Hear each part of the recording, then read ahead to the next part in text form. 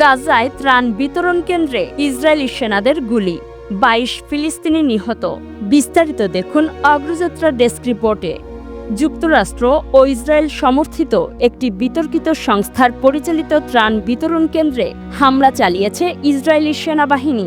এ সময় অন্তত 22 ফিলিস্তিনি নিহত ও শতাধিক আহত হয়েছেন। রোববার 1 জুন আল জাজিরার আরবি প্রতিনিধি গাজা থেকে জানিয়েছেন, দক্ষিণ গাজার রাফায় যুক্তরাষ্ট্র ও ইসরায়েল সমর্থিত বিতর্কিত গাজা হিউম্যানিটেরিয়ান ফাউন্ডেশনের একটি ত্রাণ বিতরণ কেন্দ্রে ইসরায়েলি সেনারা গুলি চালিয়েছে।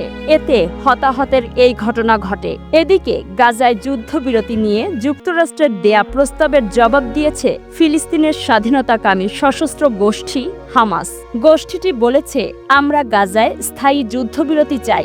যুদ্ধবিরতির জন্য গাজা থেকে সব ইসরায়েলি সেনা প্রত্যাহার করতে হবে। শনিবার 31 মে হামাস এক বিবৃতিতে বলেছে, চুক্তিতে উল্লেখিত নির্দিষ্ট সংখ্যক ফিলিস্তিনি বন্দির মুক্তির বিনিময়ে তারা 10 জন জীবিত ইসরায়েলি জিম্মি এবং 18 জন মৃত জিম্মির মৃতদেহ হস্তান্তরে প্রস্তুত। বিবৃতিতে বলা হয়, এই প্রস্তাবের লক্ষ্য স্থায়ী যুদ্ধবিরতি, গাজা থেকে সব ইসরায়েল সেনা প্রত্যাহার এবং আমাদের জনগণের জন্য মানবিক সহায়তার অবাধ প্রবাহ নিশ্চিত করা। বিবৃতিতে যুক্তরাষ্ট্রের যুদ্ধবিরতি প্রস্তাবে সরাসরি কোনো সংশোধনীর কথা বলা হয়নি। তবে বিষয় সংশ্লিষ্ট এক ফিলিস্তিনি কর্মকর্তা বার্তা সংস্থা রয়টার্সকে জানান, হামাস প্রস্তাবে কিছু সংশোধনের প্রস্তাব দিয়েছে। তা সত্ত্বেও সামগ্রিকভাবে তাদের প্রতিক্রিয়া ইতিবাচক। হোয়াইট হাউসও জানিয়েছে, প্রস্তাবিত খসড়া সম্পর্কে হামাস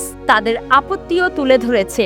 বিস্তারিত প্রতিক্রিয়ায় হামাস তাদের সুপরিচিত শর্তগুলো পুনরাবৃত্তি করেছে: একটি স্থায়ী যুদ্ধবিরতি, গাজা থেকে সম্পূর্ণ ইসরায়েলি প্রত্যাহার এবং মানবিক সহায়তার অব্যাহত প্রবাহের নিশ্চয়তা। তবে যুদ্ধবিরতি নিয়ে হামাসের প্রতিক্রিয়াকে অগ্রহণযোগ্য বলে মন্তব্য করেছেন উইটকফ। সামাজিক যোগাযোগ মাধ্যমে দেয়া এক পোস্টে তিনি বলেন, হামাসের উচিত আলোচনার ভিত্তি হিসেবে আমাদের উত্থাপিত কাঠামো প্রস্তাব গ্রহণ করা, যাতে আমরা চলতি সপ্তাহেই চুক্তিটি কাজ শুরু করতে পারি।